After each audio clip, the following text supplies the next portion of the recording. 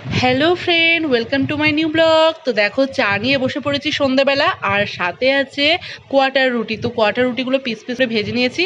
তো দেখো তোমরা কেমনভাবে আমি কোয়াটার রুটিগুলো ভেজেছি, আর হালকা হালকা করে আজকে কোয়াটার রুটিগুলো ভেজেছি।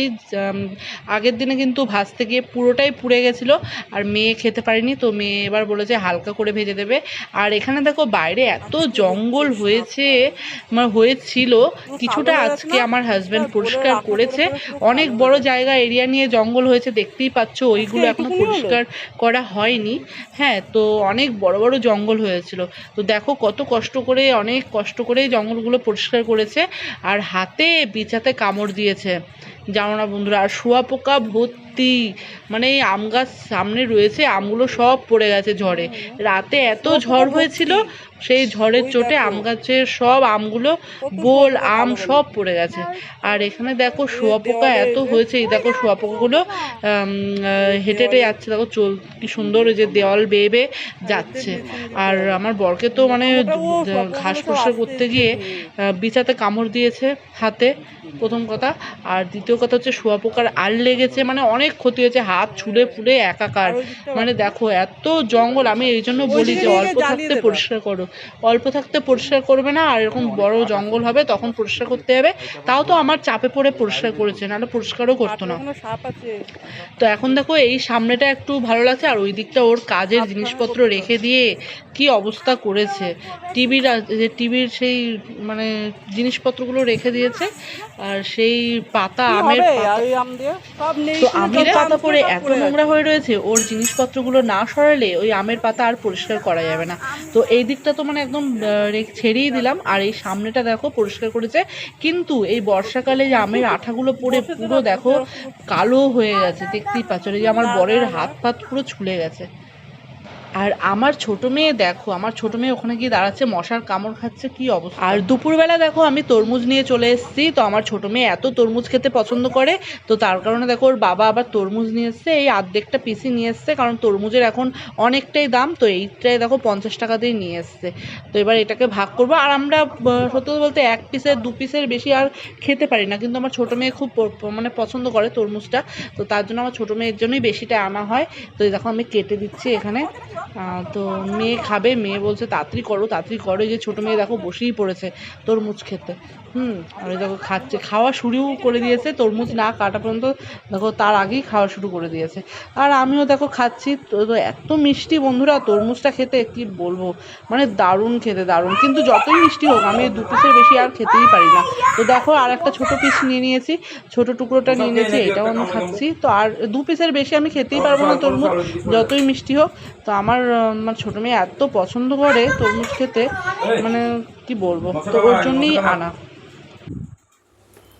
আজকে বর দেখো কত মাছ নিয়ে এসছে, এখানে তো মাছ দিয়েছি অনেকগুলো, আরও নিয়ে এসছে দেখো কত। এত কে মাছ খায় ভাই, 4 জন মানুষ, আজকে 20 জন মতন মানুষের মাছ নিয়ে এসছে। দেখো আজকে মাছ কি করে খাবো আমি নিজেও বুঝতে পারছি না, কিন্তু আমার শুধু তরকারি মাছ কিন্তু একদম ভালো লাগে না। একটু তার মধ্যে যদি সবজি টবজি একটু শাক পাতা থাকে তাহলে কিন্তু খেতে ভালো লাগে। শুধু মাছের তরকারি ঝোল আর ভাত, এটা কিন্তু আমার একদম পছন্দ না। দেখো কি অবস্থা আমার রান্নাঘরটায়, কি সব পড়েছে, তরমুজ খেয়ে এখানেই রেখে দিয়েছে, এই যে বাটিতে, এই দেখো বাসন দুপুরের, মানে রান্নাঘরটা এতটাই বাজে অবস্থা। আর দেখো আমার বন্ধুরা এত কান্না পায় বিশ্বাস করো, মানে আমি মন থেকে এতটাই, মানে আমার কষ্ট লাগে না, কি বলবো। এই রোজ রোজ এই 4-5 বেলা করে বাসন ধোয়া, আবার দেখো এরা তরমুজের সেই দুপুরবেলা খেয়েছিল তরমুজটা, সেই রেগুলো রেখে দিয়েছি, দেখো কি অবস্থা। এখন সব আমাকে পরিষ্কার করতে হবে, আর গাদা গাদা বাসন হয়েছে। সারা সকাল থেকে উঠে তো সেই বাসন ধোবো, দুপুর অবধি চলবে, 2টো অবধি। আবার এই দেখো কত বাসন হয়েছে, তার মধ্যে আজকে আবার চলে গেছিলো কারেন্ট। আর এখানে দেখো ভাত বসিয়েছি, তোমাদেরকে আমি দেখাচ্ছি। এই দেখো সব পরিষ্কার করে নিয়েছি, দেখতেই পাচ্ছ। আর এখানে দেখো ভাত বসিয়ে দিয়েছি, আর এখানে দেখো আলু কেটেছি, আলু ভাজবো, আর এই যে ভাত বসিয়েছি। এতগুলো বাসন ধোয়ার পরে তারপরে আবার করতে হবে রান্না। আর এতটাই গরম পড়েছে আজকে কি বলবো। এই দুদিন বৃষ্টি হচ্ছিল, বৃষ্টির কারণে একটু ঠান্ডা ঠান্ডা ওয়েদারটা ছিল, কিন্তু আজকে একদমই সকাল থেকে রোদ্দুর, ঠাটা পড়া রোদ্দুর। তার কারণে আজকে এতটাই গরম ছিল বন্ধুরা কি বলবো। তো দেখো তার মধ্যে গ্যাস চললে তো রান্নাঘর আরোই গরম লাগে। কি হলো রে, কড়াইয়ে দিলাম তেল আর কালো জিরে। তো দেখতেই পাচ্ছ এবার তো উনুনটা জ্বলছে, এতটাই রান্নাঘরটা গরম হয়ে গেছে। সাথে দেখো এই যে রাতের বেলা আলু ভাজবো আজকে, আলু ভাজা দিয়ে আর ভাত, গরম গরম ভাত। কারণ আজকে আমার বর বাজার করেনি, বাজারে কিচ্ছু নেই। আজকে দুপুরবেলা খেয়েছিলাম ডাল আর আলু সিদ্ধ আর ডিম ছিল, সেটাকে ওদের দুজনকে দিয়ে দিয়েছিলাম অমলেট করে। আর সর্বনাশ হয়ে গেছে বন্ধুরা, আমার মেয়ে আজকে জ্বর বাঁধিয়েছে, কালকে পরীক্ষা দিতে যাবে আর আজকে বাঁধিয়েছে জ্বর। আর এখানে দেখো পেন্সিল খুঁজে পাচ্ছে না, আর আমি এসে দেখো পেন্সিল খুঁজছি।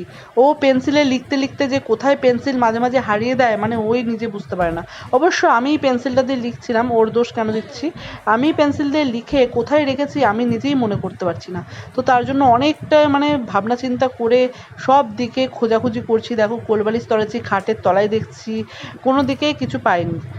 লাস্টে পেয়েছিলাম জানো কোথায়, লাস্টে পেয়েছি ওর ব্যাগের মধ্যে। আর দেখো আমি এই যে দেখছি ওর কতটা জ্বর বা কী। আর ও দেখো যে এত গরমের মধ্যে ও যে চাদর গায়ে দিয়ে শুয়ে রয়েছে, বলছে ফ্যান বন্ধ করতে। তো আমার তো লাগছে খুব গরম, তো ফ্যানও বন্ধ করা যাচ্ছে না। কি করবো বলো তো, কিছুই বুঝতে পারছি না আজকে কি করে যে ওর মানে রাতে ওকে রাখবো আমি। আর কালকে পরীক্ষা, এত টেনশন হচ্ছে যে কি হবে। আর রাত হয়ে গেছে খুব, ডাক্তারখানাও তো হোমিওপ্যাথি যেহেতু ওর কাজ হয় ওষুধে, তো হোমিওপ্যাথি ডাক্তারখানাও বন্ধ। তো এত রাতে কে নিয়ে যাবে আমি কিছুই বুঝতে পারছি না। ওর বাবাকে ফোন করব পরে, এখন আর করিনি, ওর বাবা আবার টেনশন নেবে তার জন্য আর করিনি। আর এখানে দেখো পেন্সিল খুঁজেই যাচ্ছি, এখনও পর্যন্ত পাইনি। লাস্টে আমি পাবো, একটা ব্যাগের মধ্যে, ওর পড়ার যে ব্যাগ সেই ব্যাগের মধ্যে থাকবে। আর এইবার দেখো উঠছে, এবার ও লিখবে বসে বসে। পেন্সিলগুলোকে কুচো কুচো করে মানে এত ছোলে যে নতুন পেন্সিলগুলো ওর মানে দুদিনেই ছোট হয়ে যায়, মানে পেন্সিল এনে আমরা কুলাতে পারি না। কালকে পরীক্ষা দিতে যাবে, আজকে বানিয়েছে জ্বর। মানে দেখো এত গরমের মধ্যে এই যে চাদর গায়ে দিয়ে বসে আছি, বলো কি বলো বলো। আর এত গরম লাগছে, আমাকে বলছে পাখা বন্ধ করতে। পাখাটা এখন বন্ধ করলে পুরো ঘেমে টেমে একদম একাকার হয়ে যাবে। মানে কি বলবো, এই যে কালকে পরীক্ষা আজকে জ্বর বাঁধিয়েছে। স্নান করে পাখার তলায় চলে এসছে, পাখার তলায় এসে মানে তখনই ঠান্ডাটা লেগেছে, তখন ঠান্ডাটা লেগে এই যে বিকাল থেকে জ্বর। তারপরে আবার কি বাইরে আবার খেলাধুলা করতে গেছিল 4টার সময়, এত রোদ্দুর বাইরে, সেই রোদে খেলতে গেছিল। কি করছিস? লেখ যেটা দিয়েছি আবার ওদিকে কি করছিস পেন দিয়ে? আকাজ করিস না তুই, যেটা খাতাতে লেখা দিচ্ছে একটু লেখ। কালকে পরীক্ষা দিতে হবে, আজকে জ্বর বানিয়েছে। এমন টাইমে জ্বরটা মানে বুঝতে পারলাম যে জ্বর হয়েছে, তখন মানে কে নিয়ে যাবে ডাক্তারখানা, অনেকটা দূর। হাসছে আবার, ওর মধ্যে বার কর, ওর মধ্যে লেখা দিয়েছি দে।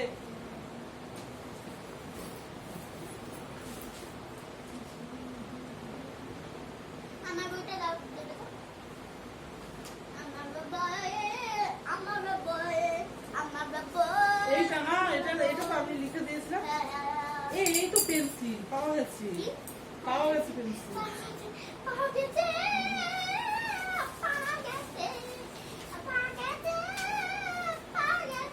পাওয়া গেছে পেন্সিল, হারিয়ে গেছিল, পেন্সিল পেয়েছি। ওই পেন্সিলটা হারিয়ে গেছিল। কত বড়, কালকে পরীক্ষা দিতে নিয়ে যাবে, এই বড় একখানা পেন্সিল দিয়ে কালকে পরীক্ষা দিতে নিয়ে যাবে। আরো ছোট ছোট পেন্সিল আছে অনেক, এটাও দিয়েছি ভালো করে। তো চলো ফ্রেন্ড, ভিডিওটা এখানেই এন্ড করছি। ভিডিওটা ভালো লাগলে অবশ্যই সাবস্ক্রাইব করে দেবে, আর তোমরা সবাই ভালো থেকো।